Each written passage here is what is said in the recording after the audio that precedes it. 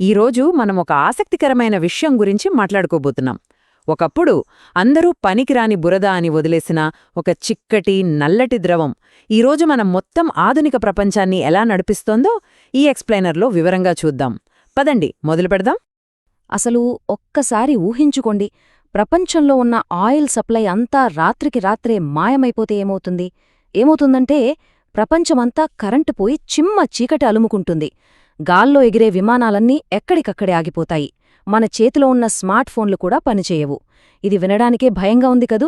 దీన్ని బట్టి మన మానవాళి ఈ ముడి చమురు అంటే క్రూడ్ ఆయిల్ మీద ఎంత లోతుగా ఆధారపడి ఉందో స్పష్టంగా అర్థమవుతోంది.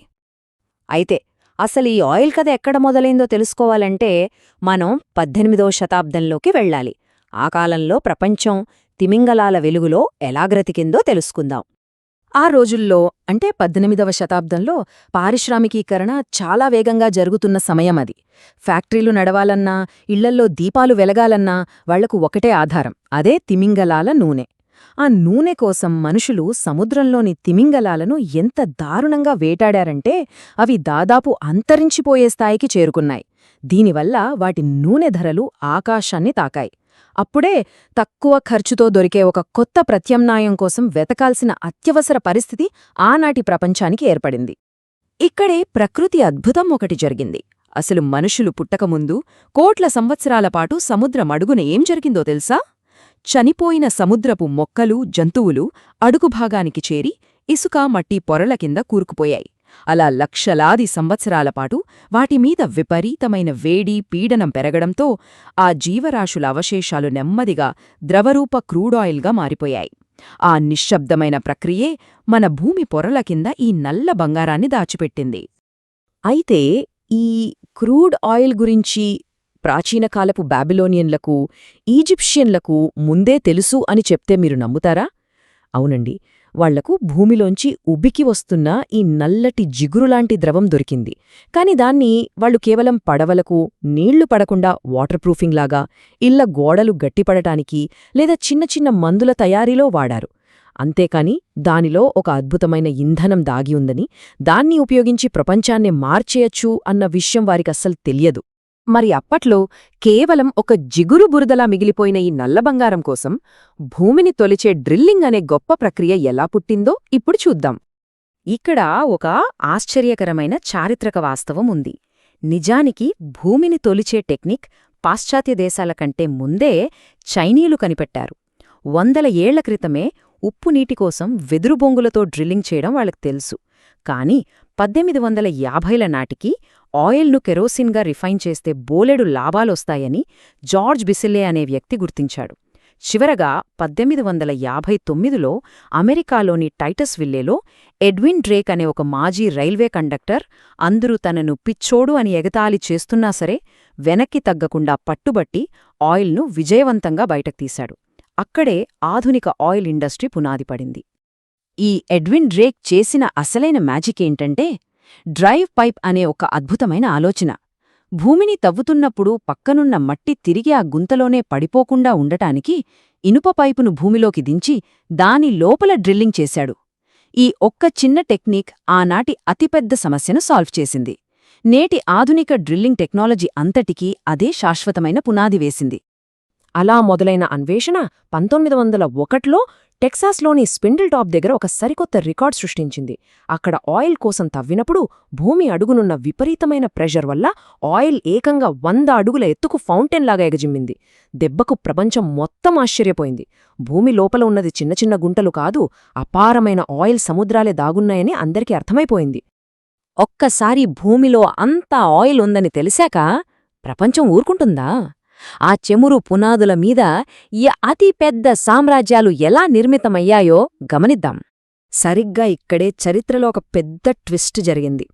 Thomas Alva Edison light bulb కనుక్కోవడం వల్ల కిరోసిన్ దీపాల వాడకం తగ్గిపోయి ఆయిల్ ఇండస్ట్రీ దాదాపుగా మూతపడే స్థితికొచ్చింది.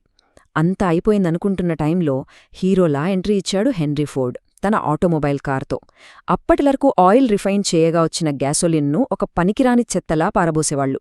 కాని ఆ కారు రాకతో ఆ గ్యాసోలిన్ ప్రపంచాన్ని పరిగెత్తించే అత్యుత్తమ ఇంధనంగా మారిపోయి ఆయిల్ ఇండస్ట్రీని ఏకంగా శిఖరాగ్రాన నిలబెట్టింది. ఈ ఆయిల్ వ్యాపారంలో జాన్ డి రాక్ఫెల్లర్ సాధించిన విజయం మామూలుది కాదు. అతను ఎప్పుడూ ఆయిల్ కోసం భూమిని తవ్వలేదు, కాని చాలా తెలివిగా పక్కవాళ్ల దగ్గర ఆయిల్ను కొని దాన్ని రిఫైన్ చేసి అందరికన్నా తక్కువ ధరకు అమ్మాడు. అలా చూస్తుండగానే ఏకంగా 90% మార్కెట్ను తన గుప్పిట్లోకి తెచ్చుకున్నాడు. ఎవ్వరూ బ్రేక్ చేయలేని ఒక గుత్తాధిపత్యాన్ని స్థాపించి ఏకంగా ప్రపంచంలోనే మొట్టమొదటి బిలియనియర్గా చరిత్రకెక్కాడు. ఒక్కసారి ఆలోచించండి, ఒకే ఒక వ్యాపారవేత్త చేతిలో దేశ ఆర్థిక వ్యవస్థ అంతా ఉంటే ఎలా ఉంటుందో. ఆ విపరీతమైన బలాన్ని చూసి భయపడిన అమెరికా ప్రభుత్వం ఏం చేసిందంటే, సుప్రీంకోర్టు ద్వారా ఆ స్టాండర్డ్ ఆయిల్ సామ్రాజ్యాన్ని ఏకంగా 34 ముక్కలుగా విడగొట్టేసింది. అలా విడిపోయిన ఆ ముక్కల నుంచే ఎగ్జాన్ మొబైల్ లాంటి నేటి ఆధునిక దిగ్గజ కంపెనీలు పుట్టుకొచ్చాయి. కేవలం వ్యాపారం మాత్రమే కాదు, ఈ ఆయిల్ గ్లోబల్ పాలిటిక్స్ని కూడా పూర్తిగా మార్చేసింది. ప్రపంచ యుద్ధాల సమయంలో ఆయిల్ ప్రాముఖ్యత ఏంటో అందరికీ తెలిసొచ్చింది.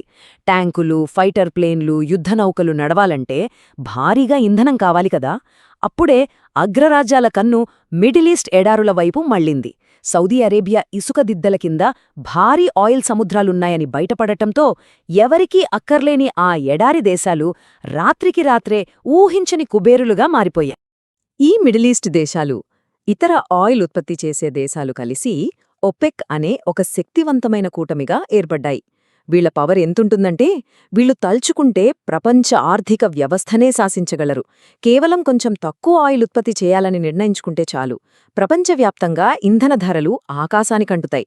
అంటే ఒక రకంగా మనందరి జేబుల్లోని డబ్బును నియంత్రించే శక్తి వాళ్ల చేతుల్లోనే ఉందన్నమాట.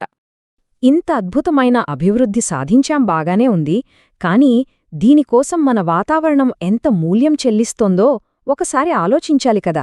అదే మన తర్వాతి టాపిక్. నిజానికి ఒకప్పుడు ప్రకృతి ఇచ్చిన అద్భుతమైన వరంగా భావించిన ఈ ముడి చమురు నేడొక శాపంగా మారుతోంది. రోజురోజుకు పెరిగిపోతున్న కార్లు, ఫ్యాక్టరీల నుండి వస్తున్న నల్లటి పొగ వల్ల తీవ్రమైన గ్లోబల్ వార్మింగ్ ఏర్పడుతోంది. సముద్రపు ఉష్ణోగ్రతలు పెరిగిపోయి తీర ప్రాంతాలు వరదలకు గురవుతున్నాయి. ఇంకోవైపు ఎడారుల్లాంటి కరువు పరిస్థితులు ఏర్పడుతున్నాయి. భూమి పర్యావరణం అత్యంత ప్రమాదకరమైన స్థితికి చేరుకుంటోంది. ఇదొక వైపు ఉంటే, శాస్త్రవేత్తలు చెబుతున్న మరో భయంకరమైన నిజం ఏంటంటే, ఇంకో 50-60 ఏళ్లలో భూమిలో ఉన్న ముడిచమురు నిల్వలన్నీ పూర్తిగా ఎండిపోతాయట.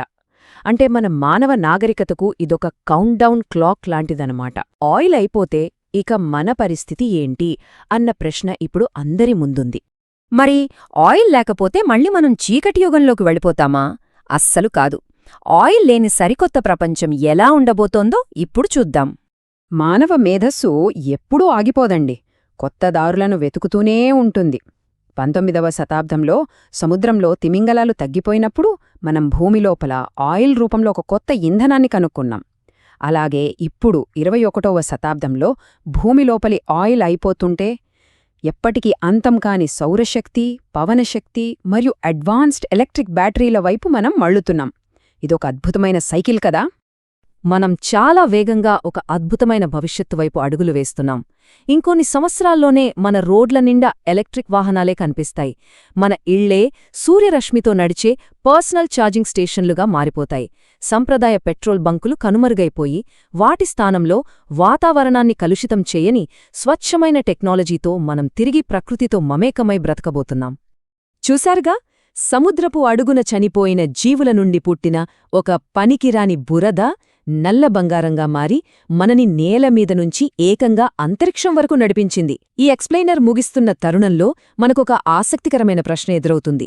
ముడి చమురులాగా భవిష్యత్తులో మన మానవ చరిత్రను, మన డెస్టినీని మార్చివేసే ఆ తదుపరి విప్లవాత్మకమైన ఇంధన వనరు ఏమై ఉంటుంది? ఆలోచించండి. మరో ఆసక్తికరమైన విషయంతో మళ్ళీ కలుద్దాం.